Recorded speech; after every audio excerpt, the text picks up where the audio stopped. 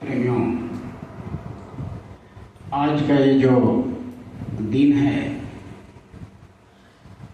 इसके बारे में जितनी भी कहा जाए वो कम है, क्योंकि ऐसा मौका बार बार नहीं मिलता। 10 दिन सिमरन ध्यान भजन एक साथ एक जगह एक टाइम पर बैठकर करने का बहुत बड़ा सौभाग्य हम सब प्रेमियों को प्राप्त हुआ।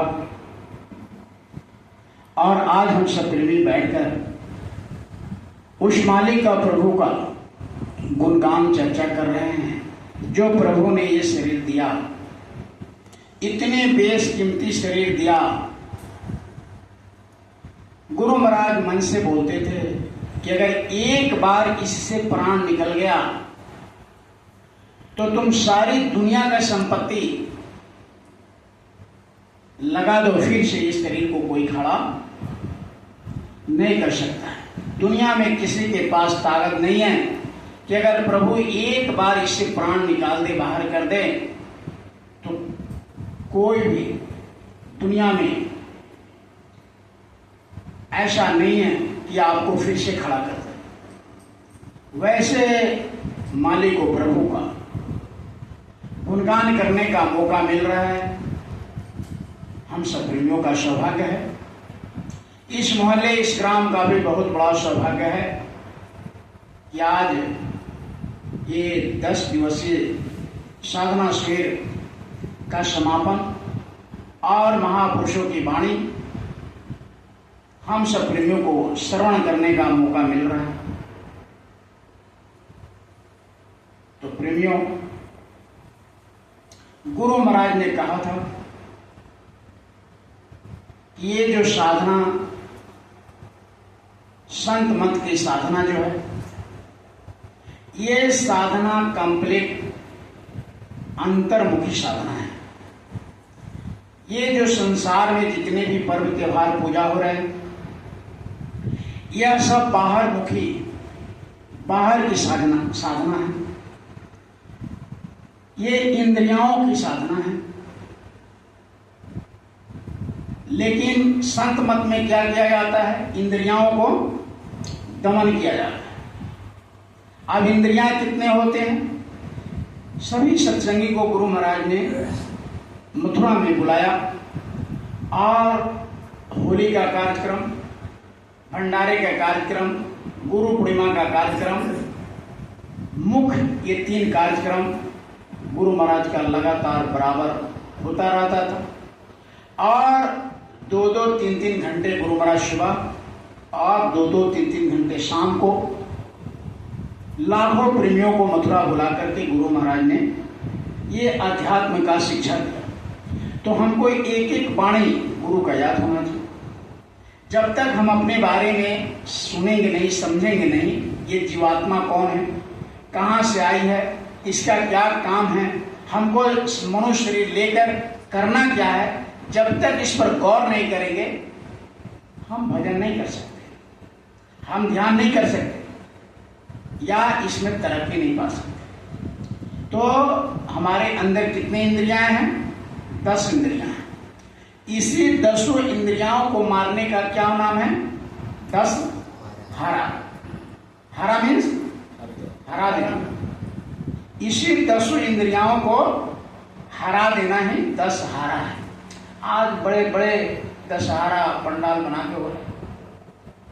उन प्रेमियों को ये पता नहीं है कि जब ये नवरात्रा, ये साधना शुरू हुआ, महापुरुषों ने जो शुरू किया, 23 आत्मा रूपी दुर्गा को राक्षस घेरे हुए चारों तरफ से, इसी आत्मा रूपी दुर्गा को महिषासुर नाम, बड़े बड़े ये आत्मा को एक घेरे हुआ है, राक्षस, महिषासुर, बकासुर, बड़े बड़े राक्षस। लेकिन दुर्गा माँ ने क्या किया? उससे युद्ध किया। और क्या किया? उसको, राक्षस को क्या किया? संहार किया, मारा। तो प्रेमियों, ये बाहरी पूजा है दुर्गा, ये आत्मा को ही दुर्गा कहा। और यही आत्मा बड़े बड़े राक्षसों को जब विनाश कर देता है तब इसकी विजय हो जाती है। वही आज विजयदशमी। विजयदशमी इसका नाम, विजय दशमी। विजय दशमी का मतलब 10। विजय माने जय, जिसका जय हो, जयकारा हो। तो किसका जयकारा? यानी दशमी।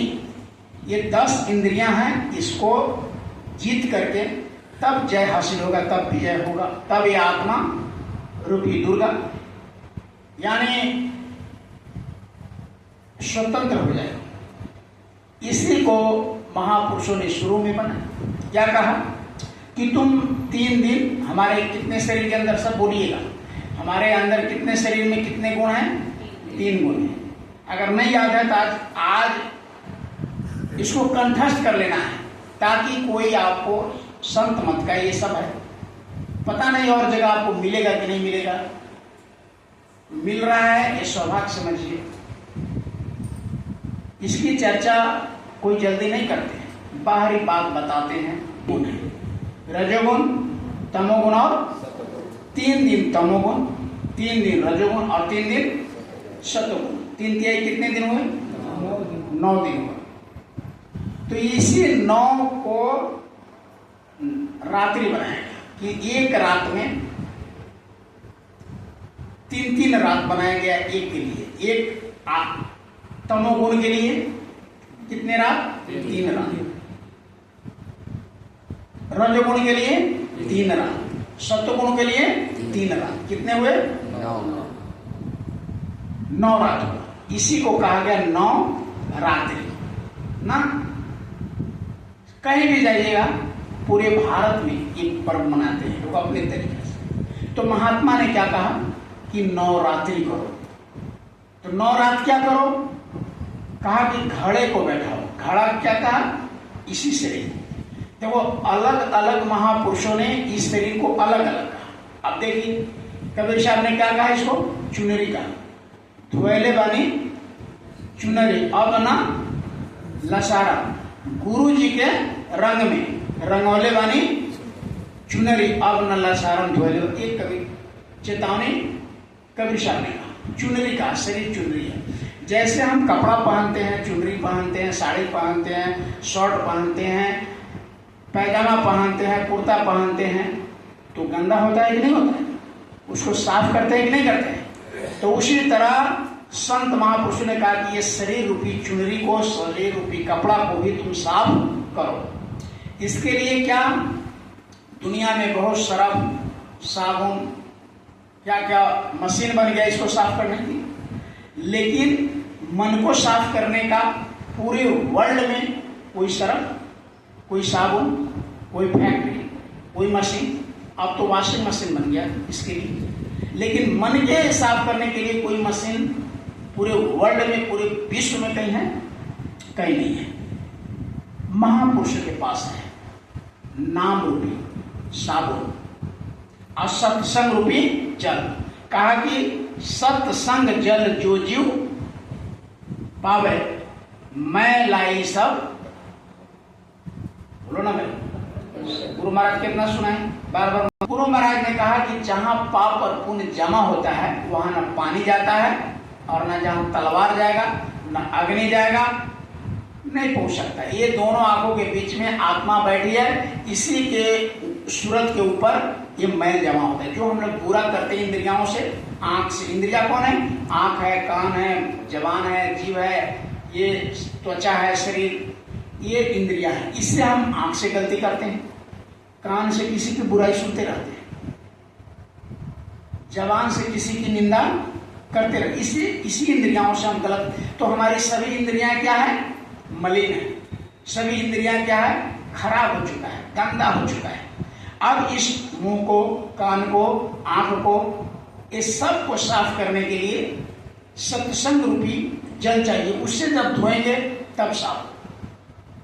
तो इसलिए महापुरुष ने कहा कि जिसको सत्संग मिल जाएगा और जिसको नाम मिल जाएगा वो मैल एक कर जाएगा। इसके अलावा इसका मैल खत्म। करने का कोई उपाय नहीं, कोई रास्ता ही नहीं है। कितना बड़ा सौभाग्य कि हम लोग को नाम भी मिल गया और सत्संग भी मिल रहा है। तो महात्मा इसी चीज को कहे थे। जब नवरात्रा ये दशहरा जो महापुरुष ने शुरुआत किया, जो बनाया, उन्होंने कहा कि नवरात्रि इस शरीर को उन्होंने क्या कहा, घड़ा। जो महापुरुष ने इसको शुरू किया, इस पूजा को, इस शरीर को क्या कहा, सब बोलो, सब कोई बोलो, हाँ, घड़ा का, घड़ा माने, सब नहीं बोलिएगा तो हम चुप रहे, क्योंकि हम जानते हैं इसमें आदर्श होता है।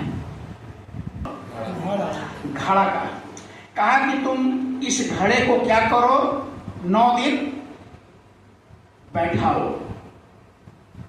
इस घड़े को 9 दिन क्या करो, 9 रात्रि यानी 9 रात बैठो। किस तरह बैठो, इस घड़े को अडोल बैठो। कहा कि तन स्थिर मन स्थिर असूरत निरत थिर हुए। ये महात्मा कि तन को इस तरह बैठाओ, हिले डुले नहीं। कितने दिन बैठाओ, 9 दिन बैठाओ। तो 3 दिन में अगर आपने स्थिर बैठा साधना में, तो 3 दिन में तमोगुण और 3 दिन में रजोगुण और 3 दिन में सतोगुण समाधि। तो महापुरुष ने बहुत टेक्निक की बात बताया इसमें। कहा कि तुम अगर अडोल बैठा तो 3 दिन तमोगुण और 3 दिन सतोगुण। किसी संसारिक से पूछिएगा या इसी में से किसी को पूछिएगा, दुर्गा जी का आंख कब खुलता है, कितने दिन में, 7 दिन में। क्यों खुलता है, बीच में हम चर्चा किए थे। लेकिन जो लोग नए आए हैं, जो इस चीज को नहीं जानते, जान लीजिए 7 दिन में ही, 5 दिन में क्यों नहीं खोलते हैं लोग, चाहे 10वां दिन कहीं नहीं खोलता है लोग, 9वां दिन क्यों नहीं खोलते। तो बड़े ध्यान से समझिएगा, हमारे अंदर कितने गुण हैं, 3 और कितने अंतःकरण हैं, 4। चतुर्थ अंतःकरण कहा गया, चतुर्थ यानी 4, मन बुद्धि चित्त अहंकार। ये 4 आप कितने गुण अभी बताया, कितने हुए, 7। तो ये 3 सातों को 7वें दिन खत्म हो जाते हैं। जैसे ये 7 खत्म होता है, ये दिन ज्येष्ठ होता है। जिस दिन जिस प्रेमी का ये रजोगुण तमोगुण सतोगुण खत्म हो जाए और मन बुद्धि चित्त अहंकार स्थिर हो जाए, उसी दिन आंख। इसीलिए वहां लिखा गया 7वें दिन दुर्गा जी का आंख होता है। दुर्गा माने, जैसे हम दुर्गा जी कहेंगे आप क्या समझिएगा, आत्मा। आत्मा कहेंगे तो दुर्गा जी समझिएगा। तो हमारे अंदर जो दुर्गा बैठी है, आत्मा बैठी है, ये राक्षसों के बीच में बैठी हुई है। आप कहीं भी आ जाइएगा पंडाल में, चारों तरफ से राक्षस को मारते हुए दुर्गा जी फोटो में दिखाया गया होगा, शेर पर सवार। शेर का क्या मतलब, घमंड है, अहंकार है, काम है, क्रोध है, लोभ है, मोह है, ये बड़े बड़े राक्षस है। काम क्रोध लोभ ये साधारण चीज नहीं है, बड़े बड़े राक्षस है। इस आत्मा को चारों तरफ से, यानी दुर्गा माँ को चारों तरफ से, आप जाइए कहीं पंडाल में जाइएगा, यहाँ से अब तो यहाँ से छुट्टी हो रहा है, देखिएगा पंडाल में जाकर कि दुर्गा जी को ये वध कर रहे ये राक्षसों को। तो जब तक ये राक्षस कौन है, मन बुद्धि चित्त और अहंकार, फिर रजोगुण तमोगुण सतोगुण, ये राक्षस सब है। अब इसी को ये मारना है। तो ये 7 मरेगा, रजोगुण तमोगुण सतोगुण मन बुद्धि चित्त अहंकार, ये 7 मर जाएगा, आंख खुल जाएगा।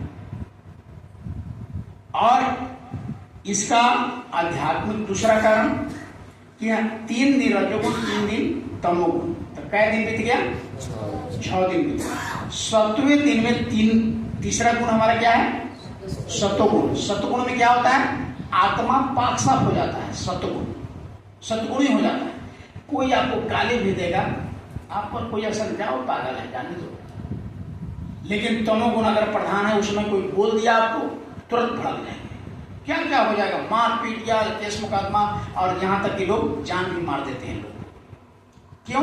क्योंकि तमोगुण प्रधान हो जाता है। देख लेंगे, कहते ना कि चलो फरिया लेंगे। क्यों? वो तमोगुण बोलता है, वो आदमी नहीं बोलता है।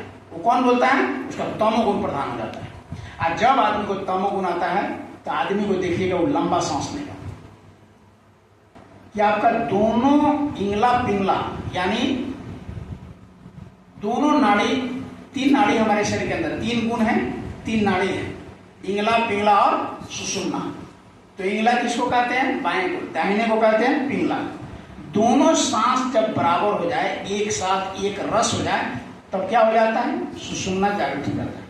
और सुषुम्ना जब जागृत हो जाएगा तो दिग्नेत्र खुल जाता है। जब तक जिस प्रेमी का चाहे लाख माला करो, लाख पूजा करो, लाख पाठ करो, लाख साधना करो, जब तक सुषुम्ना जागृत नहीं होगा किसी का कान